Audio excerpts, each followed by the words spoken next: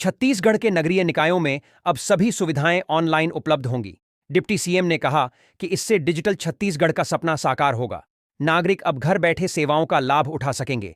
E governance से पारदर्शिता और कार्यकुशलता बढ़ेगी, वहीं समय और संसाधनों की बचत होगी।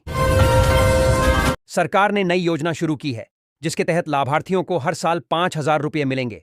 संबंधित विभाग ने नोटिफिकेशन जारी कर पात्रता और आवेदन प्रक्रिया की जानकारी दी है। योजना का उद्देश्य आर्थिक सहायता प्रदान करना और लोगों की जीवन शैली सुधारना है। आवेदन ऑनलाइन या नजदीकी कार्यालय से किया जा सकेगा। छत्तीसगढ़ के मुख्यमंत्री साय ने कहा कि राज्य मध्य भारत का टेक्नोलॉजी और नवाचार हब बनेगा। उन्होंने कहा कि सरकार आधुनिक तकनीक और स्टार्टअप इकोसिस्टम को बढ़ावा दे रही है। इससे रोजगार के अवसर बढ़ेंगे और राज्य में विज्ञान, तकनीक व नवाचार के क्षेत्र में मजबूत आधार तैयार होगा। एक श्रमिक की मृत्यु पर उसके परिवार को आर्थिक संबल प्रदान किया गया। राज्य सरकार और संबंधित विभाग ने तुरंत मदद उपलब्ध कराई। इससे परिवार की आर्थिक स्थिति में राहत मिली। प्रशासन ने मृतक के परिजनों को सरकारी योजनाओं और अन्य सहायता के माध्यम से सहारा देने का आश्वासन भी दिया है। छत्तीसगढ़ की महतारी वंदन योजना से जुड़ी बड़ी खबर आई है। सरकार ने 21वीं किश्त की तारीख तय कर दी है। इस योजना के तहत लाभार्थियों को वित्तीय सहायता दी जाती है। राज्य सरकार की ओर से कहा गया है कि किश्त निश्चित दिन पर खातों में सीधे ट्रांसफर की जाएगी। छत्तीसगढ़ के बिलासपुर में उज्ज्वला योजना 3.0 का शुभारंभ किया गया। इस योजना के तहत 13,761 गरीब परिवारों को मुफ्त गैस सिलेंडर उपलब्ध कराए जाएंगे।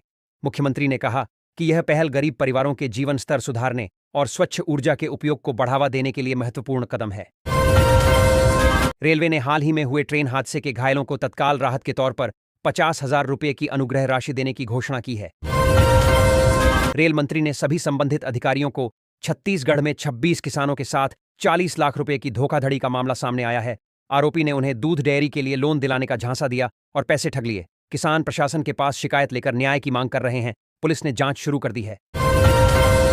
भूमि पूजन के बाद वेदांता ने देश के चौथे सक्रिय सोना खदान की खुदाई शुरू कर दी है। कंपनी ने खदान से सोना उत्पादन की तैयारी पूरी कर ली है। परियोजना से स्थानीय रोजगार बढ़ेगा और खनन क्षेत्र में निवेश को बढ़ावा मिलेगा। वेदांता का यह कदम खनन उद्योग के लिए महत्वपूर्ण है। रायपुर में स्थानीय लोगों को नौकरी की शर्त पर मंडी शुल्क में 5 करोड़ रुपए तक की छूट दी जाएगी। सरकार ने इसका उद्देश्य रोजगार बढ़ाना और स्थानीय उद्योग को प्रोत्साहित करना बताया है। यह योजना किसानों और व्यापारियों के लिए आर्थिक राहत के साथ रोजगार के नए अवसर भी पैदा करेगी। इंटरनेट मीडिया में राज्य सरकार की आलोचना करने वाले शिक्षक के निलंबन को रद्द करने की मांग उठी है। शिक्षक समर्थक समूह और शिक्षा संगठनों ने प्रशासन से निष्पक्ष जांच कर निलंबन हटाने की अपील की है। मामला सामाजिक और शैक्षिक मंचों पर चर्चा का विषय बना हुआ है। छत्तीसगढ़ में एक कार्यक्रम के दौरान बीजेपी नेताओं के बीच मंच पर झड़प हो गई। घटना में सांसद और अधिकारी भी हैरान होकर देख रहे थे। झड़प का वीडियो सोशल मीडिया पर वायरल हो गया है, जिसे लेकर राजनीतिक और सार्वजनिक चर्चा तेज हो गई है। बस्तर में एनआईए ने आईडी विस्फोट मामले में बड़ी कार्रवाई की। एजेंसी ने 12 ठिकानों पर छापे मारे, जिनमें नकदी और माओवादी पर्चे बरामद हुए। जांच जारी है और संदिग्धों की पहचान के लिए साक्ष्यों को जुटाया जा रहा है। सुरक्षा बलों की सतर्कता बढ़ा दी गई है। छत्तीसगढ़ शिक्षा विभाग ने शीतकालीन छुट्टियों का नोटिफिकेशन जारी किया है। राज्य के सभी स्कूल 22 दिसंबर तक बंद रहेंगे। विभाग ने अभिभावकों और छात्रों से छुट्टियों के दौरान सुरक्षा बनाए रखने और पढ़ाई पर ध्यान देने की अपील की है।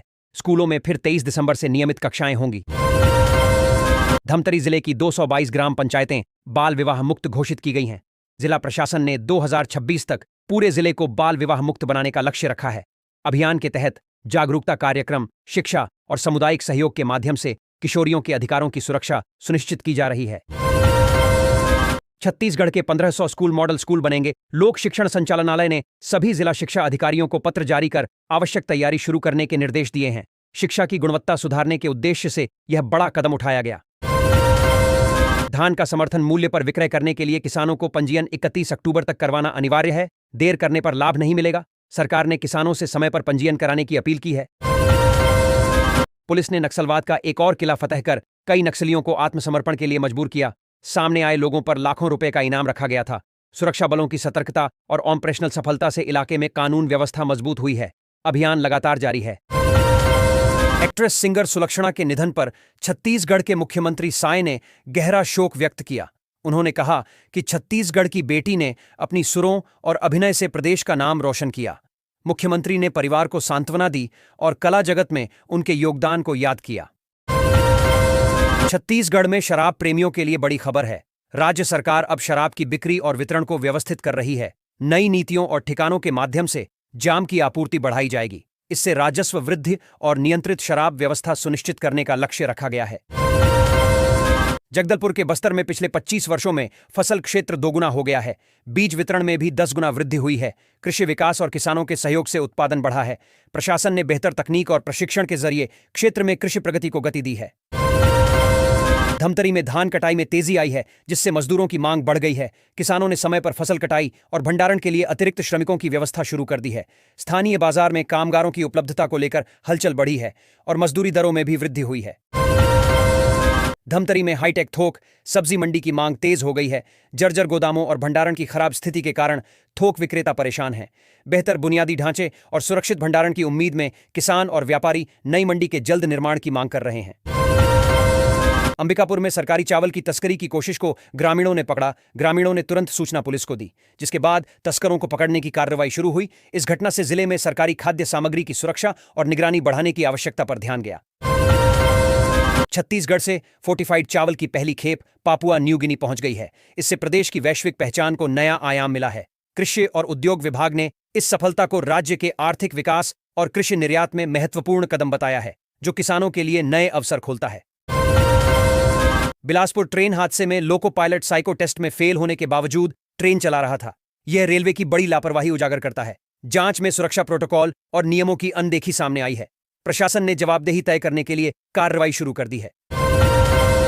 साल भर में नक्सल इलाकों के हर ठिकाने पर जवानों की दस्तक रही। सुरक्षा बलों के कैंप खुलने से इलाके में बुनियादी सुविधाओं का विस्तार हो रहा है। इससे नक्सल प्रभावित क्षेत्रों में कानून व्यवस्था मजबूत हुई है और स्थानीय जनता को सरकारी सेवाओं का लाभ मिलने लगा है। 15 नवंबर से राज्य में धान खरीदी शुरू होगी। किसानों ने पहले ही खेतों में खड़ी फसल की कटाई शुरू कर दी है।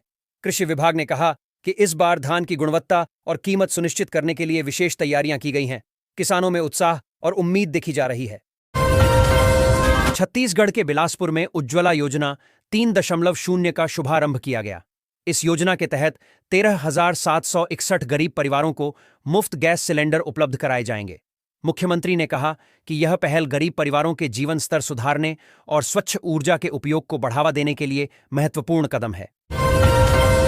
छत्तीसगढ़ में 5,967 पदों पर नियुक्ति प्रक्रिया शुरू होगी। 17 से 19 नवंबर तक 8 जिलों में उम्मीदवारों का ट्रेड टेस्ट आयोजित किया जाएगा। अधिकारियों ने कहा कि सफल उम्मीदवारों को जल्द ही नियुक्ति पत्र जारी किए जाएंगे और भर्ती में पारदर्शिता बनाए रखने के लिए सभी जरूरी इंतजाम किए गए हैं। धान खरीदी की निगरानी के लिए इंटीग्रेटेड कमांड एवं कंट्रोल सेंटर गठित किया गया है। इसका उद्देश्य खरीदी प्रक्रिया में पारदर्शिता बढ़ाना और किसानों को समय पर भुगतान सुनिश्चित करना है। अधिकारियों के अनुसार सेंटर से हर जिले की खरीदी गतिविधियों पर वास्तविक समय में नजर रखी जाएगी।